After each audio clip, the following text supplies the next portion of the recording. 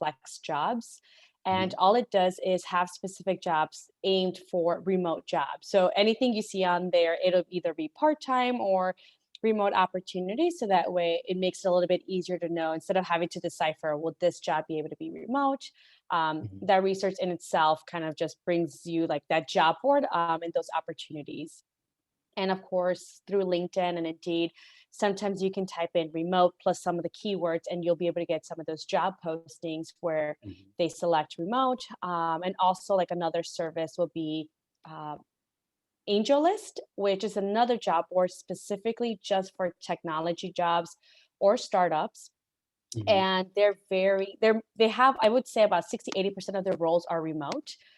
So that'll be also another great resource for people to utilize to find these opportunities. Yeah, I'm very familiar with flex jobs, and I've actually done some articles for them and some other projects for them in the past. And what's great about flex jobs is that they already have vetted their jobs already. So you're not going to get like the randomness you do on bigger job boards. Flex jobs, they're very high and tight on who is on their boards and do they offer real opportunities there, even though there are times when every job board kind of lets one or two may slip through, but they're very much vetted, so they're very useful service, and also it's a membership driven as well. Mhm. So if you, they'll give you, I think, 2 weeks free, and then the rest is pay, if I'm not mistaken. There are also a lot of other sites, but I think one of the things that people are looking for, they're looking for those remote jobs where they're not able to get hits on like Flex Jobs or on like Indeed. So they have that extra challenge of trying to find what would be the sweet spot in finding more remote opportunities. Yeah. And I think I was reading an article where they just came out the stats coming starting from March of last year up until today, where Mhm. now a lot of job seekers, around 78% of them, are looking for more of a hybrid role or just fully remote. Just because we've been working in this environment now close to a year, and previously some companies were a little bit hesitant, and now they've kind of been in the situation where they had to have their employees, a lot of them, be remote, and they've had to invest and have the right setup in order to do so. So I think that that can also be talked and have a discussion with that employer during the process or writing that job offer, letting them know that you're interested in remote work and that Mhm. you've been doing so. So that also could be a possibility if you're already interviewing or you see jobs where may not necessarily say it's remote, but it's definitely can be up for discussion.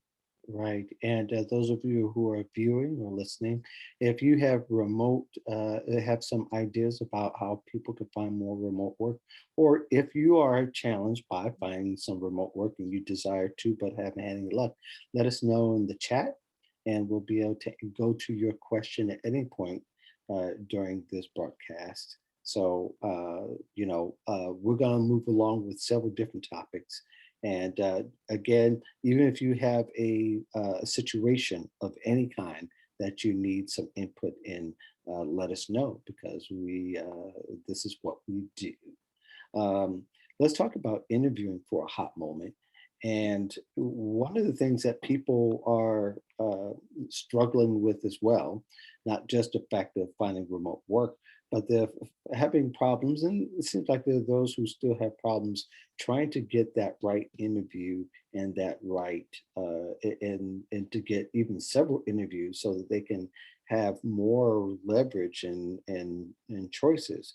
A lot of people never experience having two or three or four interviews or interview situations or processes going on at one time.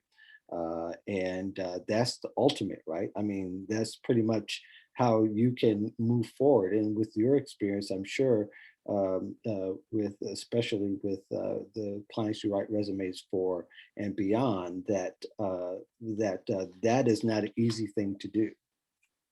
Yeah, especially with the timing. Well, one of the things that I would recommend, of course, is when you're applying to jobs, always making it personalized. So not only have your resume, but also, if possible, try to get someone within a company to refer you. So if you're Mhm. applying to 10 jobs and at least 4 to 6 of them, you have someone that can refer you into it. it speeds up the process, and then you have a higher chance of getting those interviews, especially if it's companies like Google, Facebook, Amazon, where they're very vocal, and a lot of their hiring practices is, looking to their current employees and see who they refer to them, and that's usually their first priority. And even during COVID, they've been very vocal, saying that a lot of their referrals, a lot of their candidates they'll be interviewing are people that are reviewed or referred from the company itself, because they Mhm. want to be able to help their employees and their families and friends with opportunities.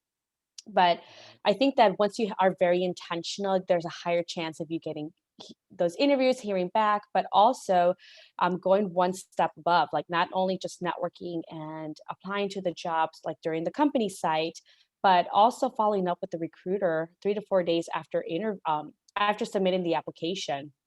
I had a client where for this job they applied to, there were over 1,400 candidates that applied to it, and they were Mhm.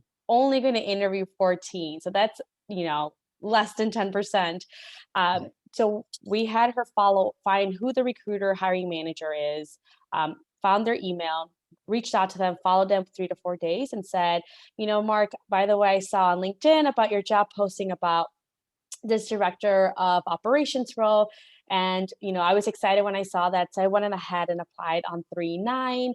Here's that job ID number for reference. I also went ahead and attached my resume and cover letter for your convenience.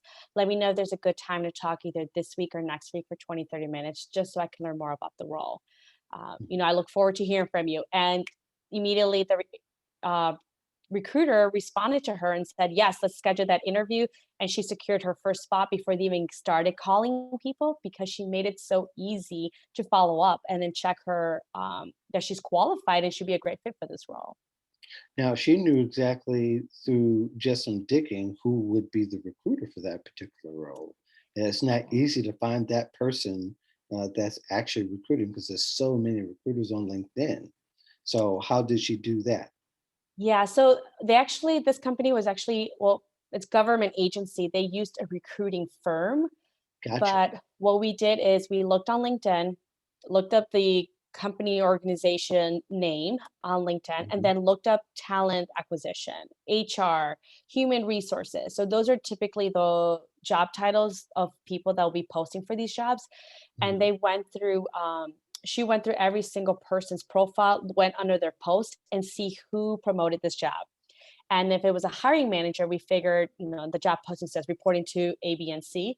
We also looked them up on LinkedIn, saw their postings or their activity, and said, did they like a posting where someone was talking about this role? That's how we were able to identify who that Mm. person is, send out that personalized email, and they were able to secure that position and that interview at least, to start that process. And of course, when you multiply this and do this for multiple roles, all of a sudden you start lining up all those interviews at different companies. Yeah, and take note here of what Claudia was saying is that she had the company in mind. She was targeting a very specific company and a very specific role and very specific people. Most people don't get that specific. So of course, when the recruiter heard from her particularly, that recruiter probably was impressed that that person was found and that they were the person that was actually hired for that role. So you actually save the recruiter a ton of time and a ton of other effort having to follow up with other folks that they were able to present a candidate almost immediately from the time of the contact to the time they were going to go forward. hmm And I mean, like, I understand there'll be times where it's hard to find if you have 5 recruiters and they all posting the job. Like, Right. how do you choose? Just email either all of them or one of them and say, if you're not the correct recruiter or the hiring person or in charge of this job posting, do let me know. And if you could forward me or give me the contact information, I would appreciate it. I just want to make sure I follow up and, have a conversation so I can learn more about the role. Right, right. And I think too, familiarity makes a lot of difference. So if you get 5 recruiters, you can always check to see if you have anybody in common and use that as a doorway to for introduction, or just say, hey, we both know so and so, so and so. That will get somebody's attention right away. And then the likelihood of them responding is much higher than if you didn't know anybody and you just being as vague and obtuse as possible with that initial connection. Yeah. And also like making it easy. Most, whether it's a recruiter or someone in HR within the company, Mhm. they can be hiring for anywhere between 40 to 60 different types of roles. Right. And on average, they get anywhere between 4 to 600 applicants for each role. So it's a lot of project management that they have to do.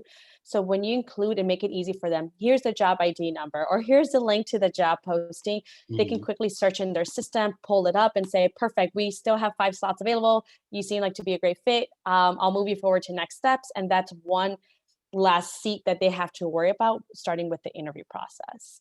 Right. And probably it even makes more sense that you're writing. That person also wrote a very personal note when they had tried to connect with them, so that they gain a little bit of familiarity. Say, hey, this is the job that I was looking for, and I see that you're recruiting for that. That breaks the ice automatically.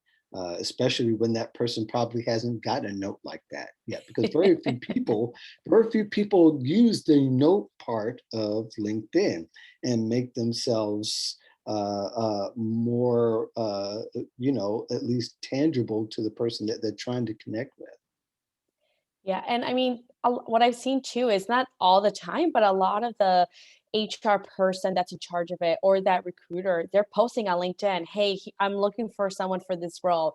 If you Mhm. or anyone in your network fits these descriptions or they're interested in a role, please feel free to message me or, like this comment and reach out to me."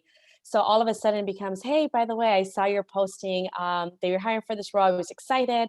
I would love to, get to know more information." So it's not like you're coming in and saying like, give me the interview, but you show them that you've been following the company. Clearly you've been following them because you knew that they requested for people to contact them. So it makes it an easier transition as opposed to, kind of like squeezing your way in. So LinkedIn, like I said, is, full of resources and that way makes it easier. You could even respond to that, their post on LinkedIn saying, I'm about to send over an email. I look forward to talking more about this position. Right, right. And I think too, another big part of this is following up. Just because you don't get a response the first time doesn't mean that you won't get a response maybe after a second or third time, along with a little patience. I mean, we're not suggesting that they inundate this person with several emails in one day, but at least give some space and some time. You could possibly get a response because, like you said, they have their attention is not tunnel vision. They have a number of roles they're trying to fill, Yeah. so with a number of different situations. Hmm. That's correct. Yeah. So uh, so about the strategy, and I think if you're doing that, it's very possible you can have simultaneous uh, um, um, hiring process or interviewing process uh, uh, simultaneously, because you're doing that with every company.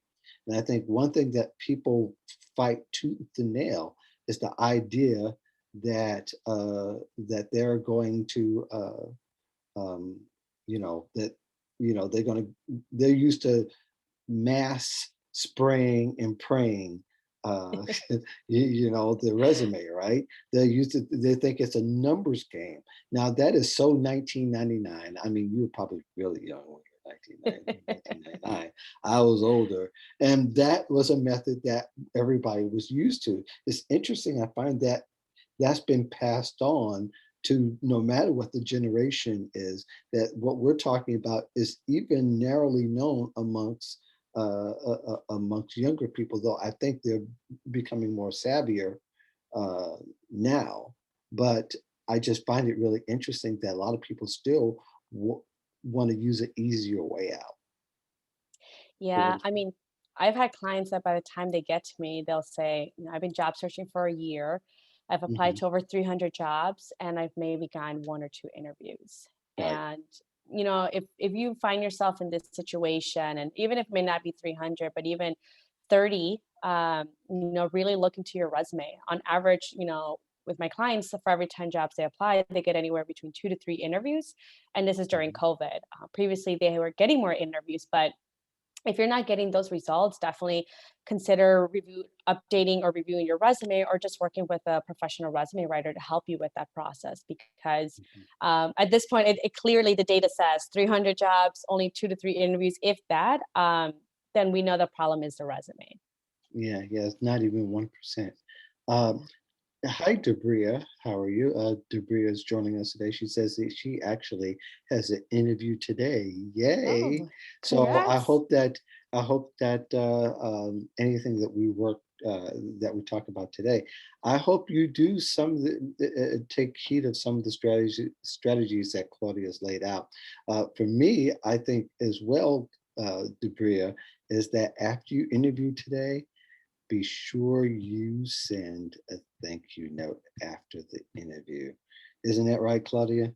Yeah, preferably within the hour, because you Mhm. never know. You might be the last candidate, and they might be meeting afterwards to decide who's going to move to the next step. So you never want to, they always say hope is not a strategy. I hope I'm not the last person, or I hope they get to listen to Right. it. So try to send it as soon as possible. And of course, making it sound personalized. And again, reiterate why you're the perfect fit for this role, Yes. so that way they can see it. And by the time they go back to their desk, or at this point now, they're going to be on their desk 20, 30 minutes later, their email comes up and says, thank you. Like, oh, that was so nice.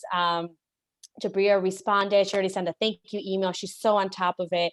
And then, the Mhm. meeting might be today later at 2 p.m. So now I can say, well, Debria, out of all the candidates, I really enjoyed her conversation. Not only that, she's the one that followed up. Have all the other candidates followed up with the rest of the team? And, they're going to start having those discussions. And it does make a difference. Right. And believe it or not, the entry to this, after all this information has been out here for a number of years now, that only 20% of candidates actually send a thank you note or any kind of follow up. Now, these days, I don't know if you didn't say or didn't expect to say whether it's going to be a virtual interview or not, but I think there's a difference between when you do it virtually and when you do it in person. I think either way within the hours is very important, because after you get through, you can go down to the McDonald's or Starbucks or whatever, have that card in your hand, and you're writing it to each person that you've interviewed with if you've gone in physically, Debria. She says it's a phone interview, so therefore Okay. the email is a very logical place to go with it. Be sure that you email each person individually if you're interviewing with several people, instead of a mass and just a general thank you. You want to be specific, tell what you like, and then again, re-emphasize how you would add value. Any more thoughts on that, Claudia, for Debria?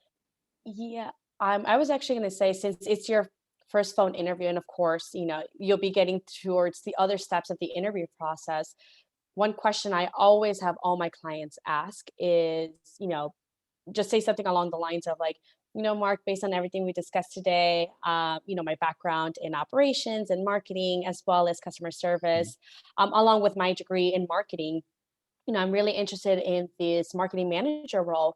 Based on everything we discussed today, do I have your support in moving forward to next steps? Mm. And then just stay Very good. quiet. Because if Yeah. they say, you know what, Debria, I think you're great, but we're looking for someone that has client facing experience. Yeah. Then you can say, oh, I'm glad that you mentioned that. I do actually have clients facing experience. When I worked on this project, A, B, and C. Or you can say something like, um, I may not have client facing experience, but I have been able to present to my executive suite or to leadership with presentations. And towards the end of it, I've always received their support. So I'm confident in my ability to work with clients well. And not only that, I do have 15 plus 20 years of experience where I used to work at a call center. So, you're always that frontline person, and you want to make Mhm. sure that you're on top of it. And, I've been able to do that successfully. So Yeah. whatever they throw at you, you can still kind of build that business case for yourself and why you're the great candidate for the role. Yeah, Debria always joins us, so I think she's got this and she's going to do it well. Keep us posted, Debria, Yeah. on how things are going with you going forward. Let us know. if you got the next interview or not. Even if you have to DM me, hit me up, and please let me go. So another part of the puzzle, I think, for a lot of folks in the interviewing process these days is being able to navigate some of the there's some challenges that have come up. For instance, their first interview for a lot of people, and this has gone on for a long time, where they don't really talk to a person the first time. But a new wrinkle in this lately is that they're not told how that first interview is going to go. Some people say your first interview, then they get an email and say, oh, you go through these processes, so your first interview is a video interview, as opposed to having a person, or yet not even knowing how that interview is going to transpire. There are many companies that are really good, but there's some that throw people for a loop. And you got to be prepared for both, don't you? Yeah, especially with like we mentioned, they're managing so many positions out there.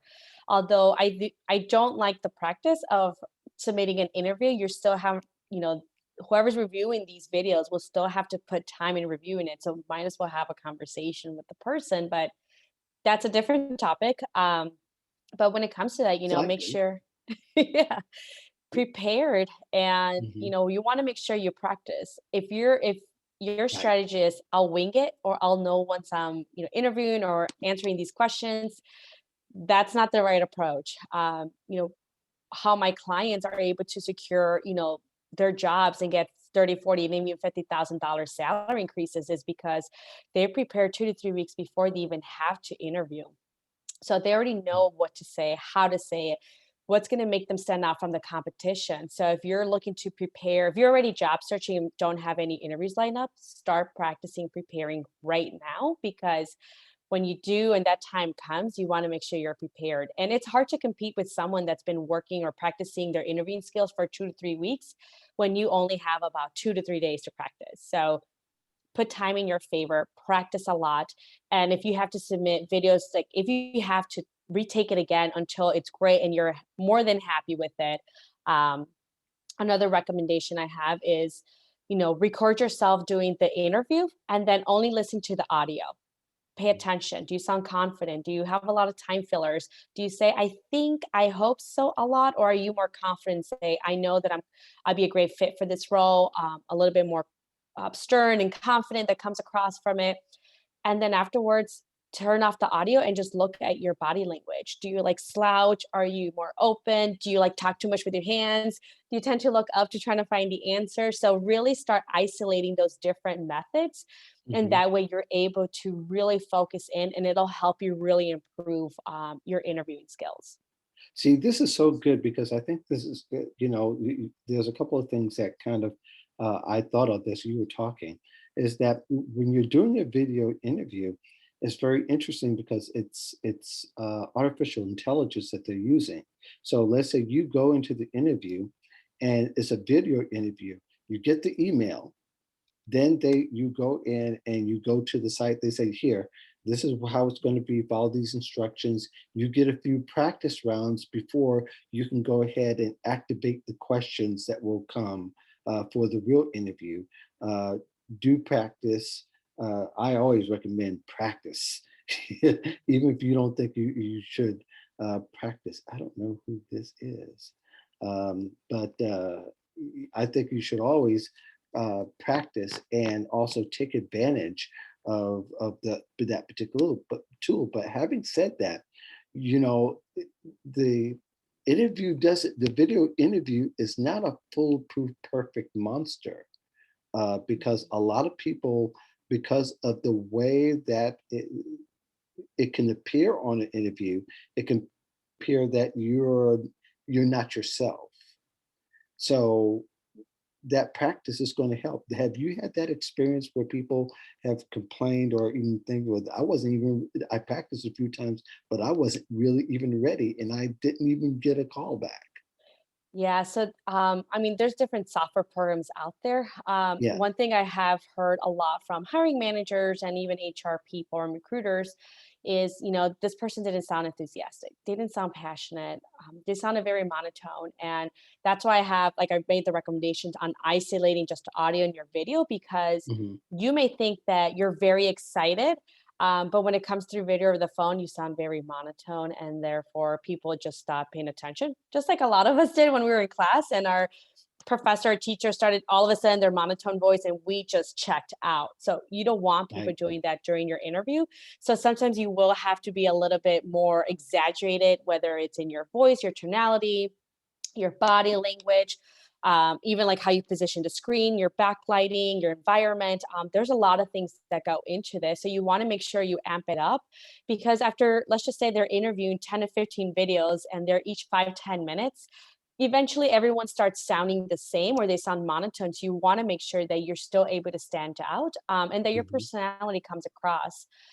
That's why, to your point, like, you should be practicing, you should be doing that, because that way, when you do answer your questions, you're able to infuse more of that personality, and not having to spend so much of your time or your mental bandwidth in like trying to figure out how to answer it. So that's when you tend to sound monotone. That's when you tend to be a little bit nervous, or you miss the question because you're still trying to figure out what to say, that it kind of diffuses everything else. But when you know what to say, then you can focus more on creating that personality, your body language, infusing that personality, or saying, "Oh, you know what? I noticed that, you're part of this organization. How is it? I actually was part of that 2 years ago." So you don't have to worry so much about the, answering those common interview questions or just overall questions. Mhm. Yes, I agree. I agree completely. And I think that, you know, when people are more prepared for anything, that they do better than that they are just uh, planning to respond like they would in person. That's not a really good strategy these days, because really the way that some of these softwares work, you may not be seen ever again after submitting the video interview. That system may have determined that you were not a viable candidate because of whatever reason.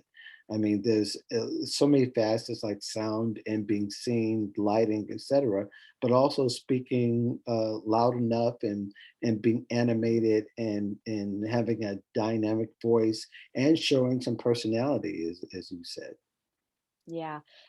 This is like a tactic that, sales professionals use, or when you're cold calling, or even like on the news, or comedians, they, they smile while they're talking. So whether you may Mhm. not be talking about like, what is your weakness? You're like, well, oh, well, one of my weaknesses that I've noticed, and just smiling come across, all of a sudden your body just goes into that autopilot. So all of a Mhm. sudden everything just gets amped up.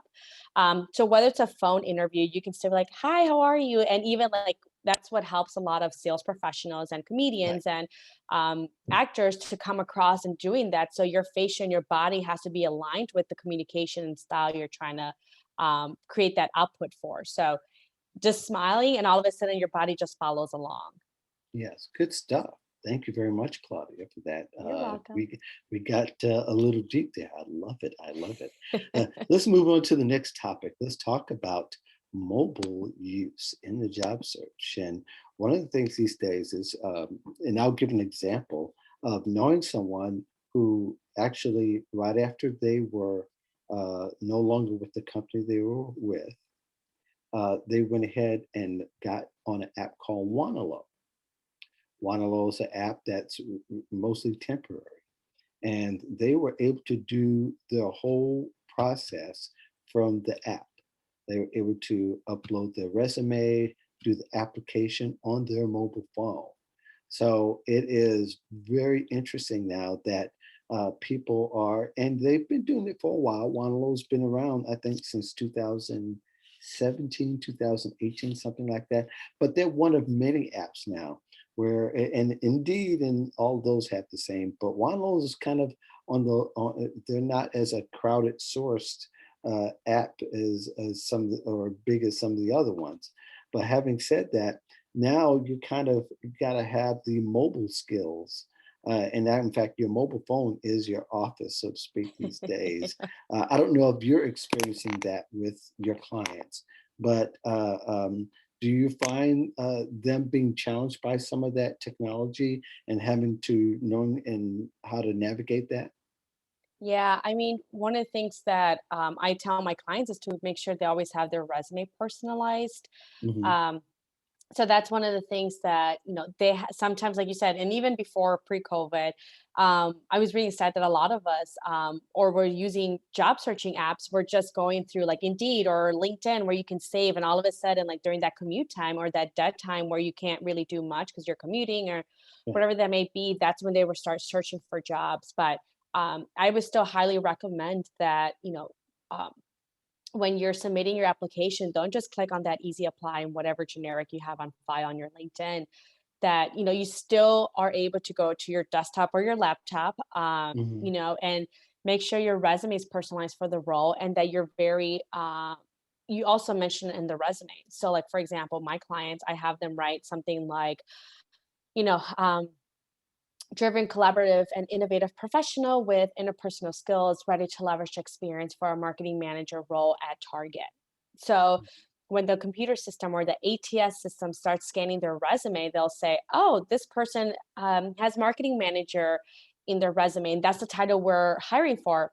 The system automatically assumes you've done that job before, therefore you Hmm. must be a good fit for the role. So it gives you a higher score. Same thing with having the company name. It thinks that you worked already at Target before, and I'm just making this as an example. Right. It thinks that you've worked at the company, therefore you must be already a returning candidate. And again, it increases your score, so it increases your chances of getting that interview. So there will be times where you can do certain things on mobile, Hmm. but for a majority of it, like the personalization, I mean, it would be hard kind of toggling back to screens like Job Scan, which I think it's a really great resource on kind of giving you an idea of what the computer system is looking for. So that way, Hmm. um, it's easier to do it on a laptop. But don't just because it's so easy, don't just go ahead and click and apply. For that, you might as well not apply. Kind of like to the point, applying to 300 jobs and only 2 interviews. How about we be more intentional and tactical with our strategies and follow up in order to increase our response rate with the Hmm. same amount of time and with better results as well. Yeah, I lead a job lab where uh, when we were meeting physically, we met in the spring and the summer.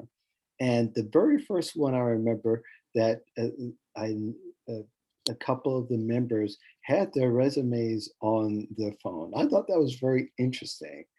It is not that I mean, these were very professional people. They weren't like trying to just get sales jobs anywhere. They were high level. One was a C-suite, another person was trying to get into a management position. But I just thought it was really interesting that they both had the resume on the phone, but there was no customization whatsoever.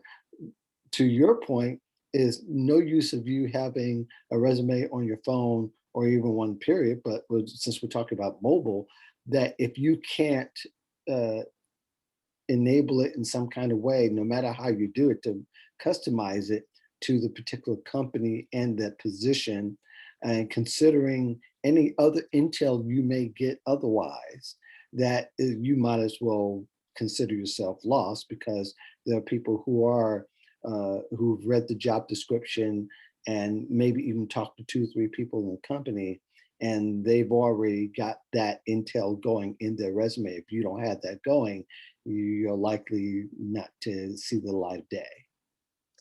Yeah, I mean, the only time I can really think about, like, I think it's still important to have like a Word document in your mobile device. So if you were to having a conversation, let's just say we ran into each other at a store, or I had a friend say, "Oh, you know what? Are you still looking for that job? My company just had a job posting, and I'm actually meeting with the hiring manager later. Do you have, like, could you send me over your resume? And I'd be happy to." So when it's already an introduction, you're dealing with people, then I would Mhm. say, then you can pull up your resume on your, mobile device, especially if you're not going to get home to like another hour or two, and the Mhm. meeting's in 30 minutes, then you can quickly personalize it on the mobile device and open a Word document and then make it personalized. Like, I'm looking for a marketing manager position, make it a little bit more generic where we know it's just going to an actual human being. then Mhm. I would say that have that ready as opposed to not sending anything, because you're going to be the best person to advocate and sell yourself. So Right. you want to make sure you have that on hand. But again, those are rare circumstances. And of course, every time you have to work with a computer system, especially and apply to job boards, then definitely spend that extra additional time and use tools like JobScan to really help you create a high performing resume. Right. And also, consider that the actually Microsoft Office on iPhone is free. I don't know. I think it's also free on Android phones as well. But Yeah, and it's Google Docs as well. or Google Docs Yeah. that actually conforms to a Word document, as well. There are a couple other ones that are kind of rogue out there, but those are the ones that are very familiar and that could work in your favor.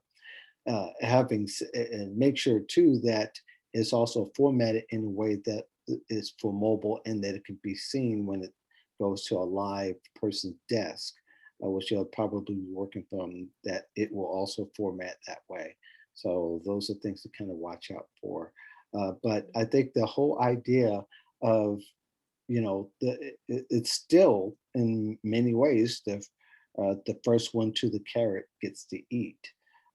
So the timing, and the reason why mobile is important is that you are on your way home and you can stop off for 5 minutes and do things from your phone or not use any of the office resources, and keeping your job search on a stealth in a stealth way, so that you know that you won't be found out that you're looking for another job. Yeah. But I think that the other thing I like about the whole learning mobile, uh, I know a lot of my colleagues who are older kind of poo-poo it in the sense that said my clients really don't need to know that. So you'd be surprised on what kind of resources that are available on your mobile phone. Mhm. Um, I had a I had a situation with my wife, and this is com- sort of unrelated, but it kind of relates to it. Is that the company, she just recently retired, so she's working with this company, and they asked for a certain in a business environment, and doing business with this company. Um, they asked for things to be faxed, and it's like, Mm. oh gosh, who asks who What asks for company is this that? for? We don't want to go down that road. I guess though, to say that you still also have to be flexible, and there are apps that are still kind of old school, like the iPhone still has that fax app available. Uh, so what I do is I have it available on my iPhone, so I just go ahead and fax it through my phone.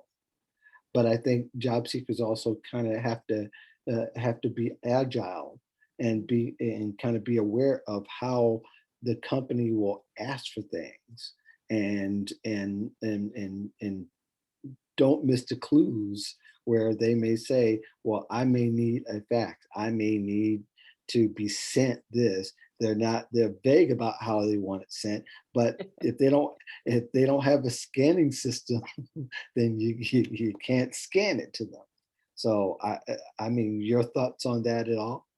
Um, I mean, the only thing I can think of too is when like job applications, some of them will say, submit in PDF or submit in PDF Hmm. and Word. I always say like follow those guidelines because that's very important. That's probably related to their ATS or applicant tracking system, Right. which is that system algorithm where if it says PDF, it's probably because it can't read the word of it. Hmm. If it's in Word document, if it doesn't say anything, always submit it in Word document because most ATS systems and even like the older versions of it can read Word. Now, companies like Google, I believe they've created just their own ATS system so that way Hmm. it can only read PDF. So those are the things you want to keep in mind, kind of to your point, like how they're asking for the information to be sent. Whether it's fax, they might be, part of their process, or if it's only in Word document that you can send it, or only in PDF. really do pay attention to that because it can determine whether, you get the interview or not. Because if you submit it into PDF and the system can't read it, all it reads it's one big image. And of course, you're not going to get any keywords. Therefore, not even a human being will ever see your resume. I But it find is that important.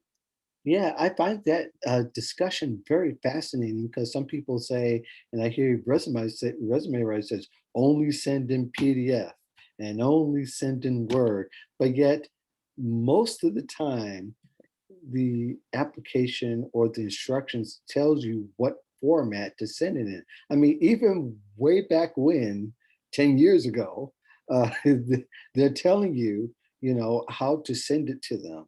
But yet people still have the argument that, that only do it this way and only do it that way.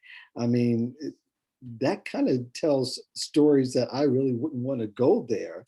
But but it sounds tone deaf to me when people are giving them advice that's that narrow, where that necessarily doesn't apply to every company in every situation. Yeah, a good way to know like how even ATS systems are picking up your information. I mean, there's jobs out there where they'll have you upload your resume and it'll kind of almost transfer the information to like an application process. Review it. If you see some weird characters or things are just off, that means the Mhm. computer system couldn't pick that up, and that's how they interpreted that information. So you might have to clean up some of your formatting, or if information is missing, then you might have to redo your formatting on your resume because when you have a lot of columns and headers, there are some ATS systems that just can't pick that information up, and therefore you're losing on the opportunity of getting those keywords in order to help you rank high within your ATS system score. So like those are a good indicator to figure out like, well, is the system even picking it right? Do I even have the right formatting? Mhm. To your point, follow those guidelines, and then when if it does grab that information and paste it into the application itself, just pay attention to how it looks and if it's all correct, and if not, you might have to do some changes to your resume. Right. And just in case somebody might be getting lost and say, wait a second, you switch subjects on us. You can also get PDF app too, Mhm. which I think is free, if I'm not mistaken, as well as Microsoft Word. So if you need to send it either format, you can. And then again, like I said, I've always remembered I haven't applied to a job board in a very long time, but it would tell you what the extensions are: DOC, PDF, blah blah blah, etc., and you're limited to that. Or if they only tell you the DOC, that's going to be Word, or PDF, that's going to be the Adobe PDF. But I think, besides people having a fundamental problem with reading, but also recognizing the format and also the format of the mobile will translate to the desktop whenever you send it as well. I think people were concerned at one point, say, well, I have it on my mobile phone, but will they get it really tiny when they get to the desktop? No, it will just because you get an image. It's not a physical picture, and that's also a difference that people need to keep in mind. Mhm. Yeah. So, so let's move on to the last topic that will slide in here. There was a discussion on Twitter yesterday that I was involved with a number of other career professionals. We were talking about the visual resume or a visual resume. I have several different thoughts on it, but visual resume, as far as making the resume more aesthetically available, like having your picture on it. Your thoughts about it? Yeah. So I personally don't like including pictures within resume because it can lead to Mhm, bias, and mhm, depending on who the person is. But also when the ATS system is scanning your resume, it picks up the picture, it picks it up as a weird symbol. So all of a sudden it doesn't know how to interpret it. That's why I was saying it's very important, um, mhm, how you have your resume. And I've seen a lot of now resumes like they have like different columns, and here's a graph of like my computer literacy, it'll be like 4 out of 5 stars, and like communication 5 out of 5 stars, and it looks really nice. And I know the creatives probably have the most hard time with this. It's like, I'm a mhm, graphic designer, I'm creative, and I don't want to have a, generic type of resume, but you always have to remember that a resume is meant for three different people. So one is that and people, I mean like three different types of, systems. So Hmm. one is that computer system. The resume needs to speak to that language. The second is to someone in HR role or perhaps a recruiter where they're not the subject matter expert.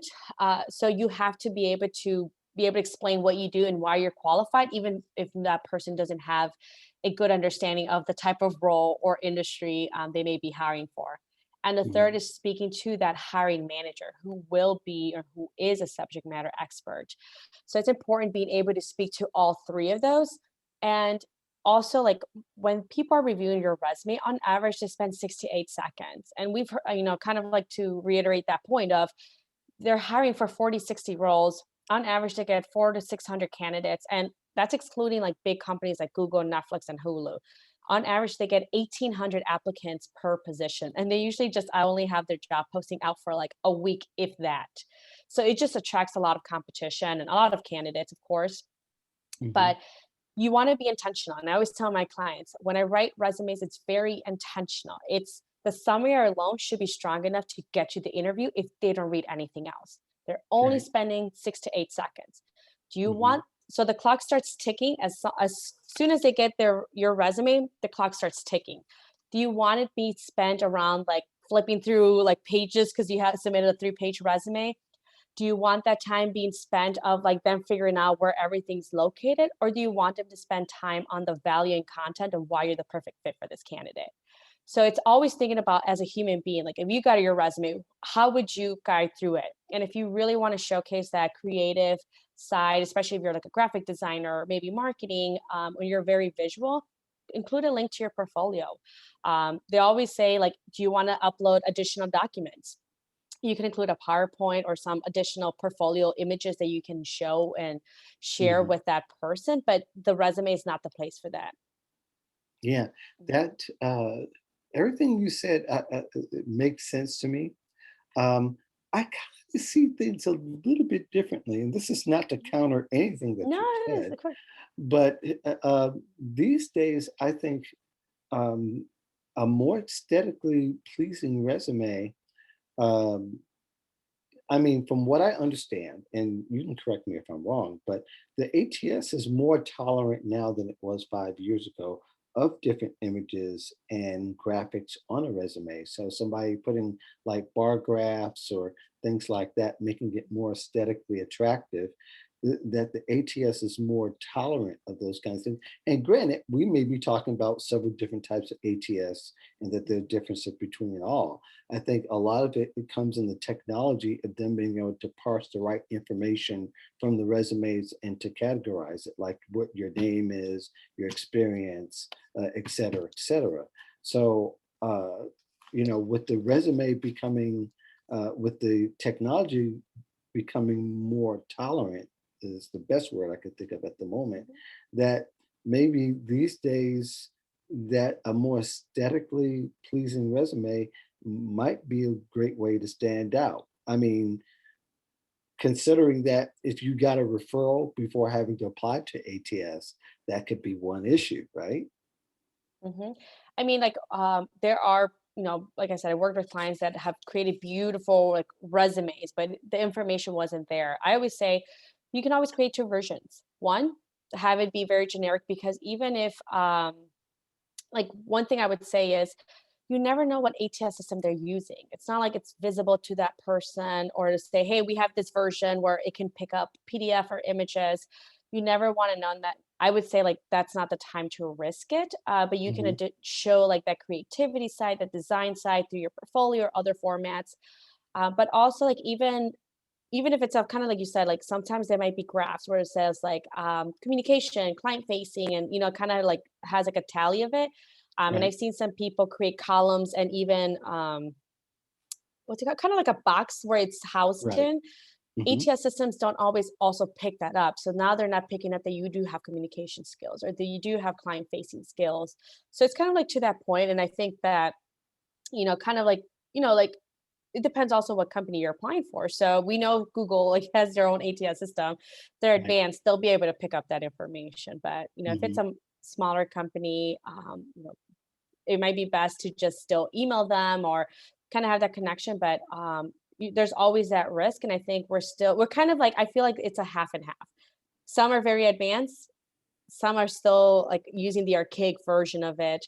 So I think that we may have a few more years, so that way Well, all of probably, them yeah. can And pick it that's a up. good point. That's a good point and very valid. I think a very small percentage of people are actually trying to make their resume much more pleasing. But being that there's some growth in technology and no telling where it's going to be in the next 2 or 3 years, we kind of live in this world where pictures and videos are normal. That's Mhm. normalized, as opposed to 10 years ago.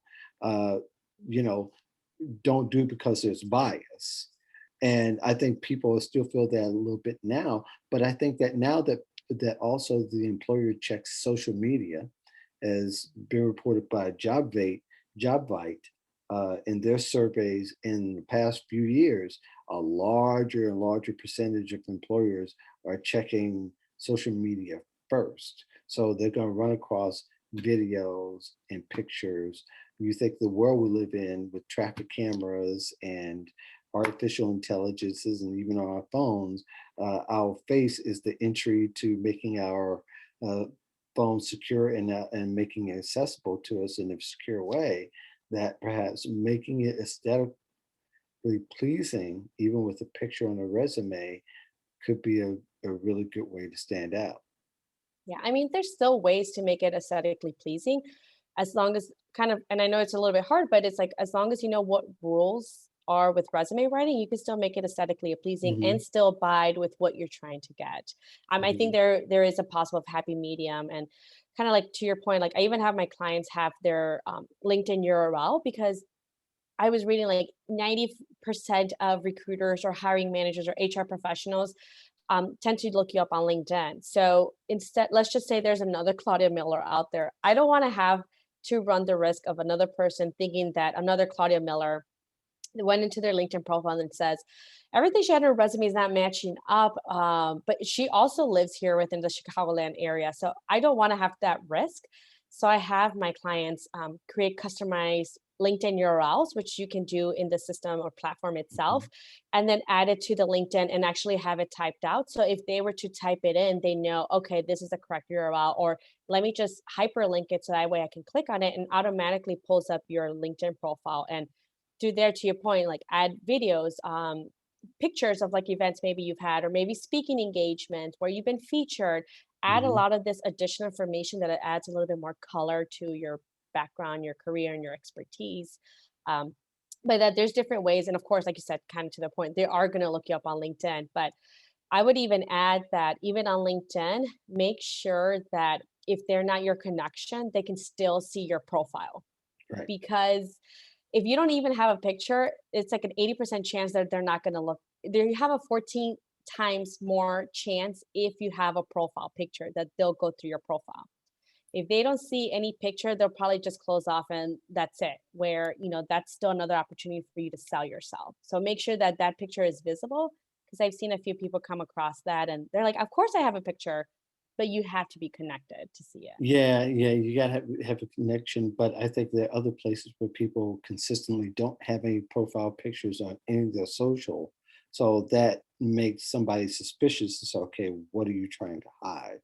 So I think people need to be aware of, you may not want your. It's better to be public and for them to find out what they need to know, as opposed to them having to search for something that's as basic as a photo, which these days is pretty basic. But I have a friend who actually, um, her latest job, in the banking industry, in an upper level, uh, um, where she leads a team and leads leaders that have teams, that her picture is on her resume. And the way she felt about it is that I get calls that way. people like me or they don't like me. And therefore, if they do like me, they'll call. In my latest job, that person saw my resume and called me immediately because this person is extraordinary in some sense too, because they really are, they're full of zest and personality. Once you look at the picture, you go, I'm compelled to call. And that being the way, but that got me to rethink how we look at and what maybe employers might be thinking. For somebody who might be a person of color or a Black person, that might be the way to, sort through the potential bias is to go ahead and give it to them in the face. You make a decision because I only want to work with somebody who wants to work with me. Yeah, that is true. Um, I mean, but also I would say like the person usually that's the gatekeeper is someone in HR. That's not necessarily a representation of the company or the culture or who the manager may be. I did have a situation with a client where they were interviewing. It's at a very high level company, and the HR person was actually being very discriminatory in the way they were saying things like, "I'm Hmm. surprised you even at applying for this type of job," or "I'm surprised you even can qualify for this role," and things that they definitely shouldn't have said. Right. And the person extended the offer, and my client went and told the manager, just wanted to let you know that I was thinking, contemplating even accepting this job offer because of my experience with this person from the HR department. I didn't have a very good experience, and honestly, it kind of as I wonder if this is a representation of the company culture. Thankfully, the manager was no representation of that, and even said, "Hey, I'm going to give you a $10,000 sign-on bonus because I'm glad you brought this to my attention. You're going to be in a very high level position, and I need to know how are we seen, or how is our department treating our upcoming talent." And then that person Hmm. brought it up to the leadership, and they were reprimanded. But you never know who's going to be it reviewing that resume. And like I said, it may or may not always be a representation of the company, the culture, who you'll be managing. So I Hmm. always like to focus on like, here are my skills, that I can deliver. Here's some of my achievements. I've worked with $500 $1 million portfolios, and I know I'd be a great asset to the company. And now I'm looking to leverage that experience for the director level position. So I rather than focus on that and sell them on the skills and talents, and then afterwards, um, once you get past the HR person, then you get to the hiring manager. And of course, then it will Right. be a little bit different because you don't want to work for someone that's going to be, disrespectful or think of you less, whether you're from gender, color, disability, or whatever that may be. Mhm. But that's for like, I think, a separate topic. But the PB. Well, I think that I'm going to let you end it right there because that was such great perspective. Um, if people want to get a hold of you and want to know more about you, how can they do so? Yeah, so I can be found at Claudia T as in Tom, Miller, so claudiatmiller.com. And Mhm. of course on LinkedIn, same thing, Claudia T Miller. I share a lot of, job searching tips on like interviewing, resume writing, and just how to navigate job searching right now, especially when it's so competitive and it's so saturated. So how can you stand out from the noise, and beat out the competition? So Claudia T Yep. Miller. Yep. And also, you want to get a hold of her on a podcast as well. Again, her podcast name is Roadmap to the Exclusive Suite with Claudia Miller.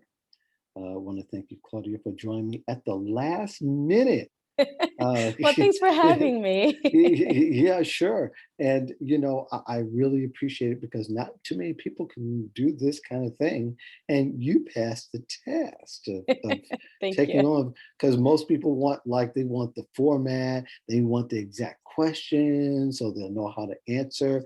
We had no preparation other than, hey, want to join me? I need somebody now. And you said, I'm game. So, all right, here we go. And that was the extent of it. So I hang around a lot of cool people. So I really appreciate it. Thank you very much, Claudia, for joining me. Thank you for the rest of you for joining the Modern Job Search Checklists. We're here every Friday, 1 p.m. Eastern, 12 Central.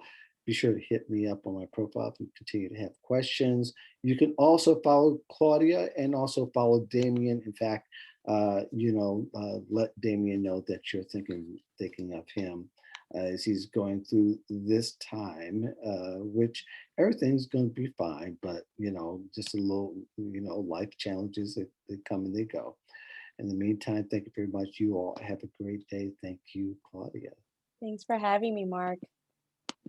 Okay, we've stopped streaming. Okay. That was really good. Oh, thank you. I'm impressed. Thanks. You exceeded my expectations. Okay. Thank you. I mean, I was actually going to say it comes to that point. I didn't prep. Like, there are times you're not going to have time to prep for an interview or a phone call, but I've been doing this for so long, and I've been that when the time comes, I'm ready for it. Whether there's no preparation, there's no needed because I've been preparing for years at this point. Right. Yeah. Damien is my mentor from years ago. One of the things he kind of